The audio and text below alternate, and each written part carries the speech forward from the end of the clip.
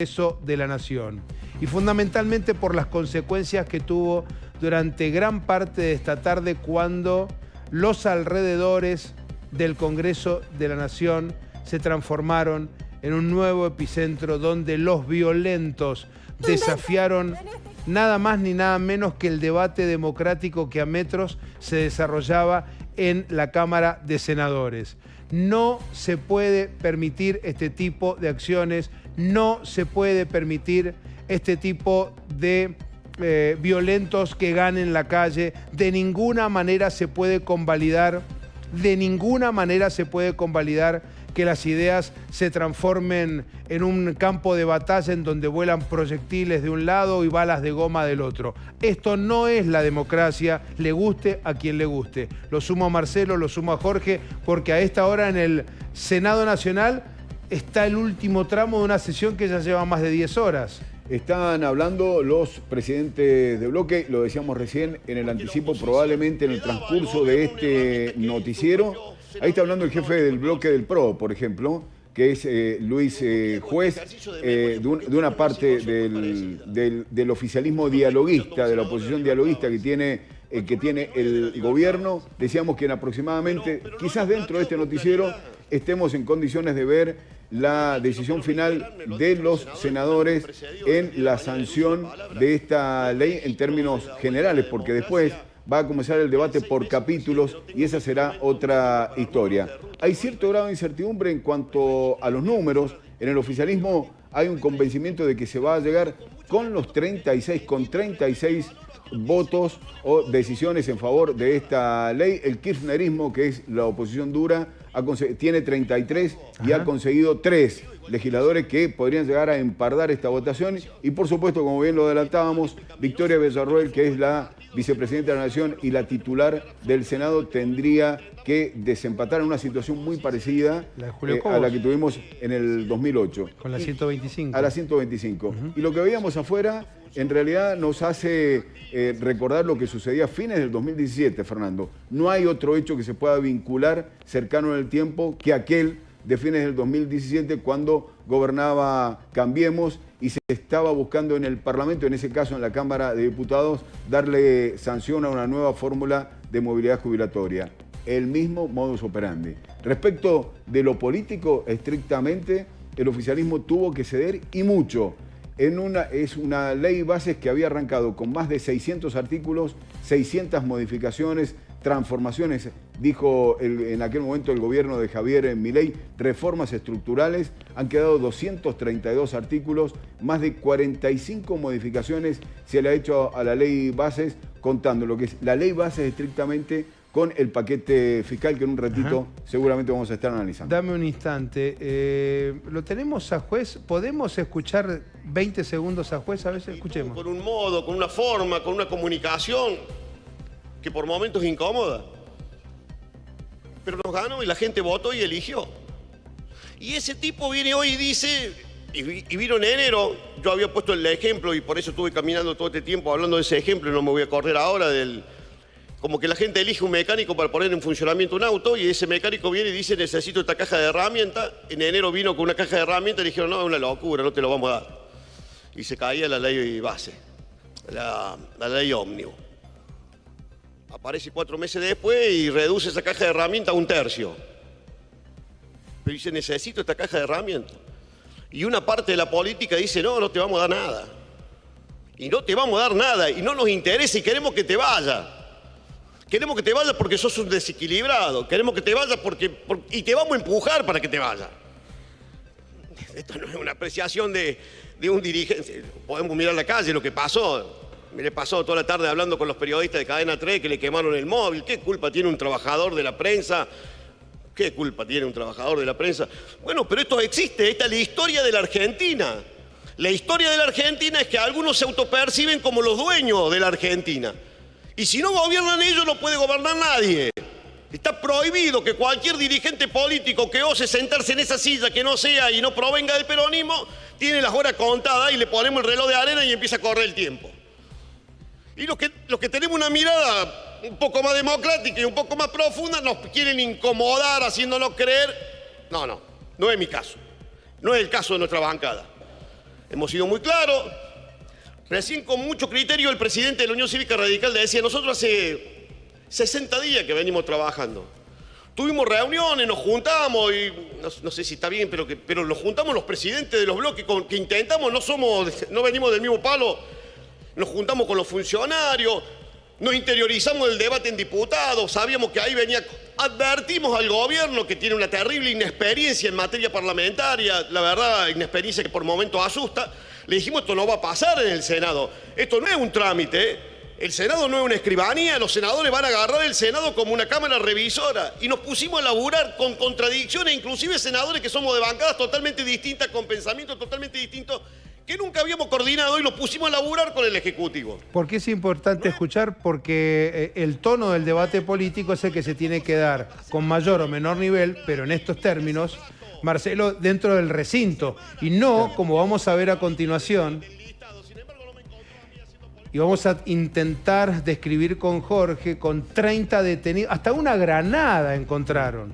Una granada militar en las inmediaciones del Congreso. Cuando el juez decía de lo del auto quemado, era el auto que ustedes veían, el laburante de Cadena 3, que lo arrancaron del auto. Ese auto, le arrancaron de los brazos las llaves del auto, se lo dieron vuelta y lo prendieron fuego. Si esto no está preparado, válgame Dios, por favor. Estaba en el auto, estaba en el auto este periodista. Claro, lo sacaron lo sacaron de prepo. Me tomo de las palabras de Marcelo, de juez y de las tuyas, Fer, en el punto en que es la misma imagen del 2017, es la misma metodología, gente entrenada, gente preparada con algún tipo de táctica y estrategia para saber cómo desbordar la situación, con una diferencia. En aquel 2017 se pecó de ingenuidad y se dejó de manera inofensiva a los policías, a los efectivos de la policía de la ciudad de Buenos Aires. Esta vez no, esta vez el control y el operativo de seguridad estuvo a cargo tanto de la Policía Federal Argentina como de Gendarmería Nacional, con otro rol, con otra actitud y la puesta en vigencia de este protocolo antipiquete. Pero hubo un hecho que marcó el inicio de los incidentes. Y vos decís, bueno, ¿qué pasó? Los militantes de izquierda, del Polo Obrero, piqueteros.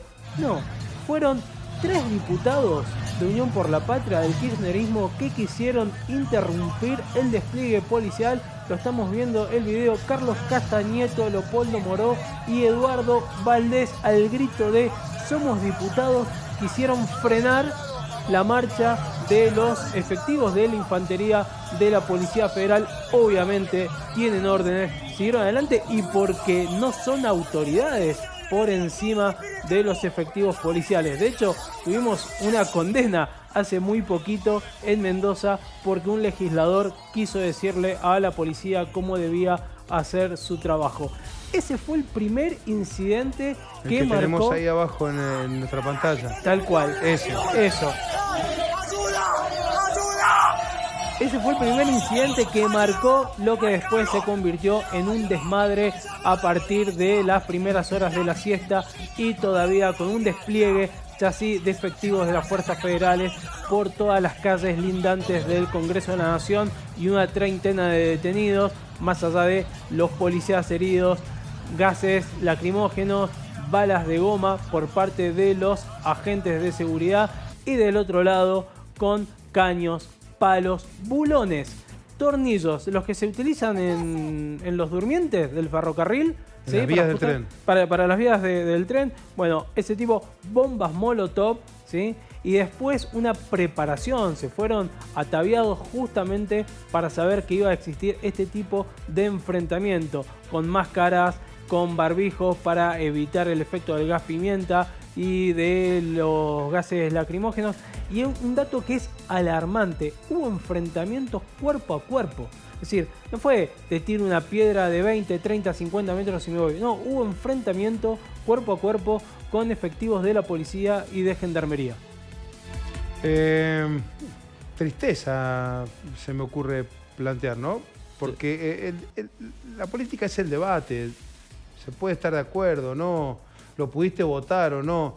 Pero la realidad es que la democracia se ejercita de otra manera, no a los palos y a los tiros. No, está claro que hay un sector todavía de la política con cierto grado de incidencia y capacidad de movilización en las grandes ciudades. Estos son movimientos urbanos específicamente urbanos, que desestabilizan, tienen un rol obstruccionista dentro de lo que es la democracia, efectivamente cuando no están gobernando ideas afines a lo que ellos pregonan. Allí vemos detrás los carteles de los partidos políticos que movilizaron. En algún momento estuvo la CGT, parte de la CGT. Se retiró la CGT.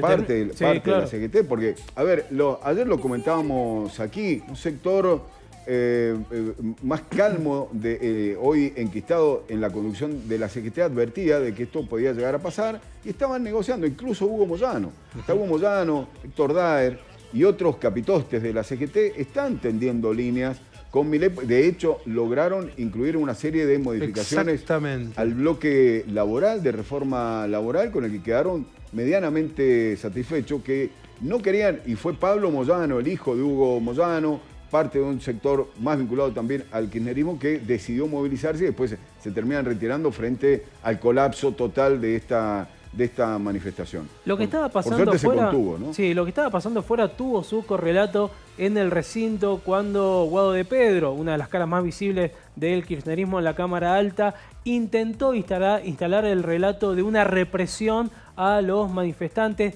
Tuvo poco eco, hubo también algún atisbo como para ver si se frenaba el debate, la discusión parlamentaria a partir de lo que estaba ocurriendo afuera. La sesión continuó como la estamos viendo. Ahora estaba exponiendo Luis Juez. Hay quienes intentaron pasar un cuarto intermedio, claro, hay otros que intentaron que la sesión se cayera. Hubo un cruce muy fuerte entre De Pedro y Victoria Villarroel. Victoria Villarroel dice, si quieren salir a ver lo que está pasando, vayan, pero no vamos a interrumpir el debate. Para que se observe, las imágenes que veíamos eran de primera hora de la tarde, 4 de la tarde, 3:30. Alrededor de las 3 de la tarde empezó todo. Bien, sí. perfecto. Hasta que se hace de noche y los incidentes continuaron, luego se disipan los manifestantes, pero ya estaba caída la tarde-noche ahí sobre la Ciudad Autónoma de Buenos Aires y obsérvese lo que parece ser... un campo de batalla. Campo de batalla, literalmente. Literal.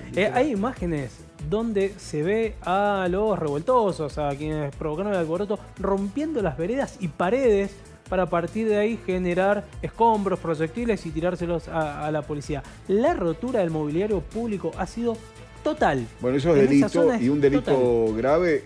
Se detuvo entre los 30 detenidos que hay, un poco más quizás, a una mujer prendiéndole fuego a las bicicletas de la ciudad, como las que tenemos aquí, ¿no? Como las del Bicitrán. Como las del Bicitrán. Es una estación de bicicletas, van, la rocían con algún tipo de líquido combustible y las incendian. Tenemos que hacer la primera pausa. En el Senado Nacional se sigue debatiendo. Estamos muy, pero muy atentos a lo que se resuelva.